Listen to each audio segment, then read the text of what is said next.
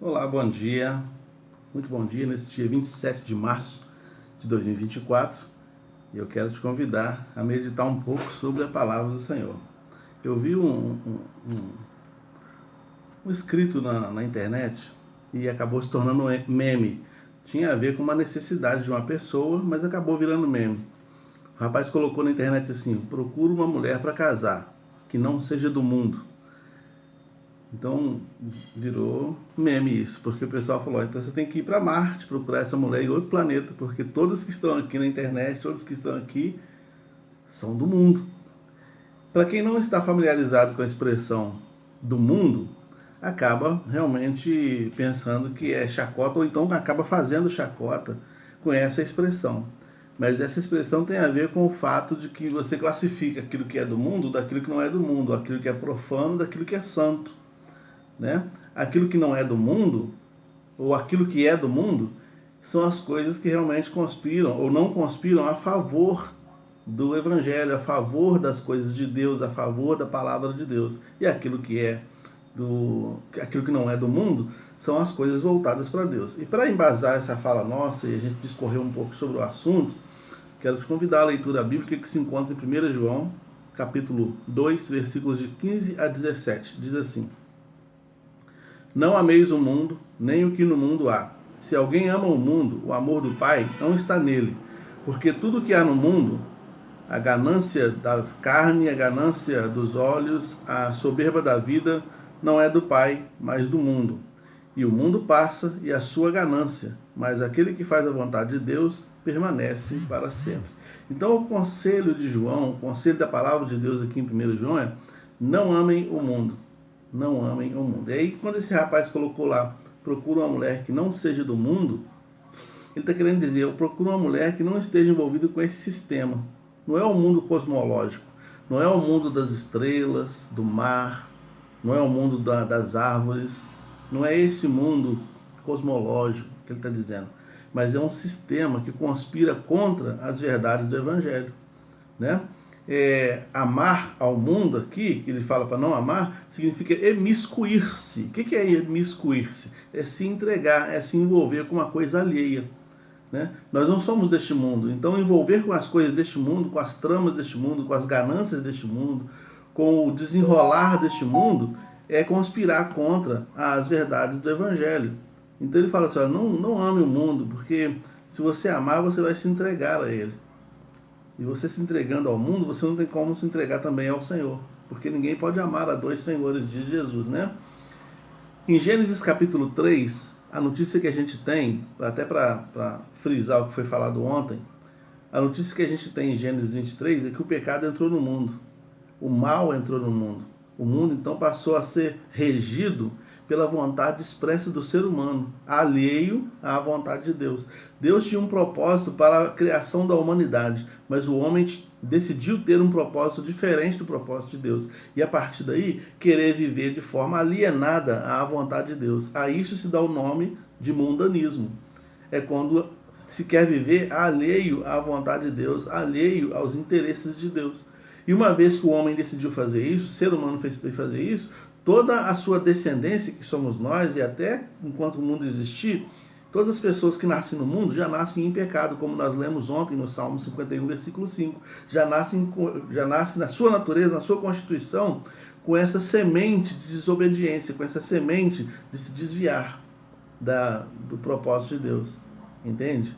E não é só o ser humano, mas as coisas criadas também. Por isso que em Romanos capítulo 8, a Bíblia vai dizer que a natureza geme buscando a manifestação dos verdadeiros filhos de Deus. Quer dizer, quando o homem transformado, também transformar a natureza numa coisa melhor, né? Mas enquanto não, e isso dificilmente vai acontecer, nós estamos envolvidos com essa semente do mal plantada em nós. Por essa razão, também Romanos 3,23 vai falar que todos pecaram e afastados estão da glória de Deus. E Romanos 6,23 vai falar assim, que o salário do pecado é a morte, né? Mas o dom gratuito é a vida eterna em Cristo Jesus. Então, estar no mundo é estar dentro de um sistema que conspira contra Deus, né? Alguns filósofos do século XIX, finalzinho do século XIX, foram os homens que mataram Deus, entre aspas, né? E hoje o mundo também tenta matar Deus. Então você tem Hegel, você tem Nietzsche, são filósofos que falavam que o mundo não precisa de Deus e que o Deus do mundo, inclusive o próprio pai do socialismo, né, esqueci o nome, não veio o nome dele agora na mente aqui, mas ele fala que a religião é o ópio do povo, né? É a droga que entorpece o povo. Então sempre houve uma necessidade, sempre houve um esforço por parte de pessoas mundanas que estão mais imiscuídas com esse mundo, sempre houve esse propósito de tentar apagar a imagem de Deus e os critérios de Deus do coração das pessoas. Então Kant, Hegel, Nietzsche, Karl Marx, que é o pai do socialismo, né? São pessoas que vão querer dizer que tanto a religião quanto Deus, o homem não precisa disso. O homem pode viver sem isso. E você pode viver uma vida no mundo sem a presença de Deus na sua história. Mas deixa eu te falar uma coisa. Não dá não. Não dá não. O texto que a gente leu aqui, 1 João 2, de 15 a 17, vai falar o seguinte, versículo 16. Tudo que há no mundo, a ganância da carne, dos olhos e a soberba da vida, não é do Pai, mas do mundo.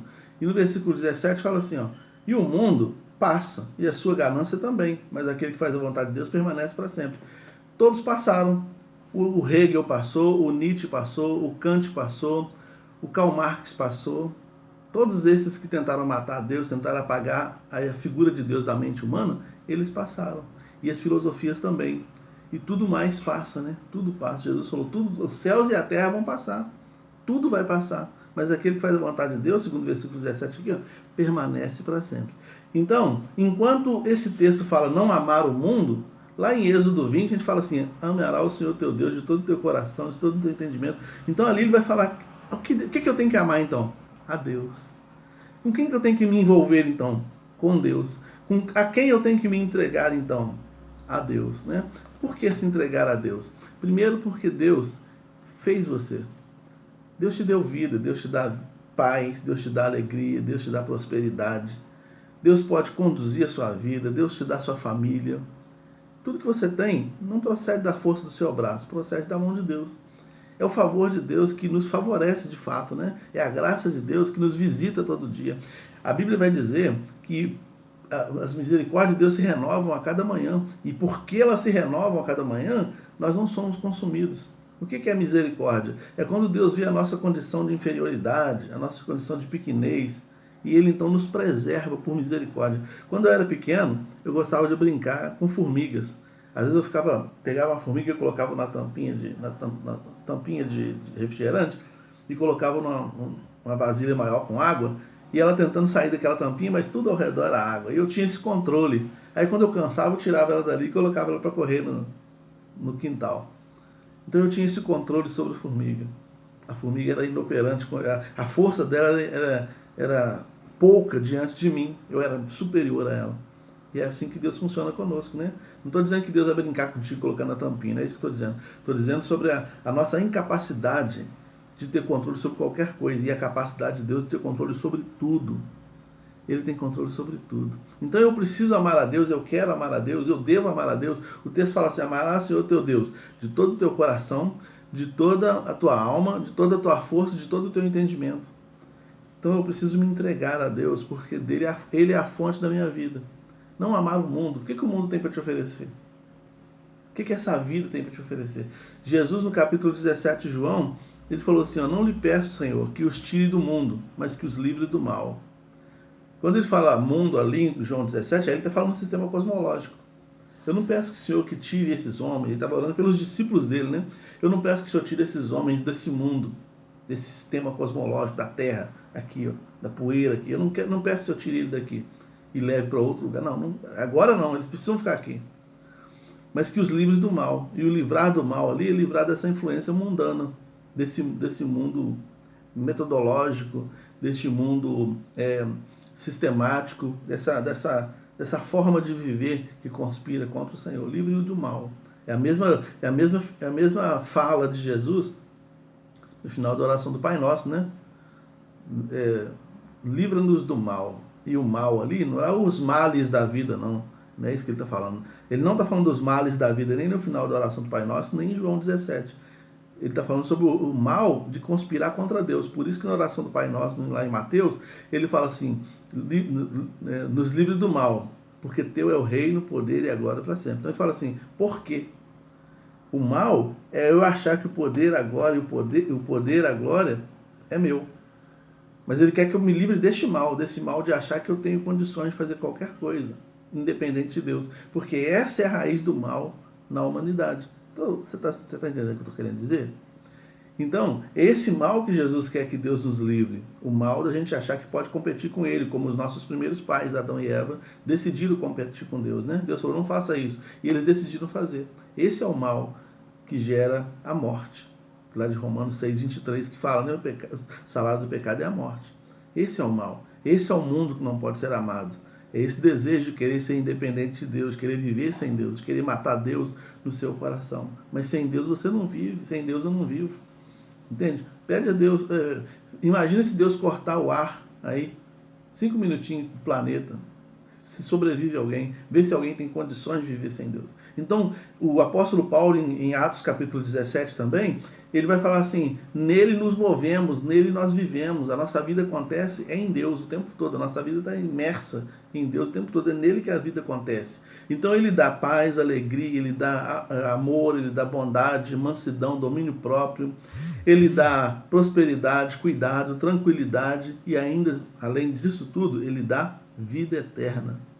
Ele dá vida eterna. Por isso que o versículo 17 termina falando assim, ó, mas aqueles que fazem a vontade de Deus permanecem para sempre. O prêmio que Deus te dá por amar a Ele, por se entregar a Ele, é te levar para a eternidade. Para a eternidade. Viver para sempre com Deus. Essa é a nossa esperança, né? Eu espero que essa também seja a sua esperança. Que você entregue seu coração ao Senhor e ame ao Senhor de todo o teu coração. Tudo mais passa, o dinheiro que você tem na conta passa, a sua saúde vai passar, o seu trabalho bom vai passar, os seus diplomas vão passar, a toga preta vai passar, tudo passa. Mas o poder de Deus e a palavra de Deus permanece para sempre. Deus nos abençoe. Senhor, aplica a tua palavra aos nossos corações e nos ajude, ó Deus, a nos entregarmos ao Senhor em amor, sabendo que o Senhor, ó Deus, tem se entregado a nós por amor em Jesus. Em nome de Jesus que nós oramos. Amém.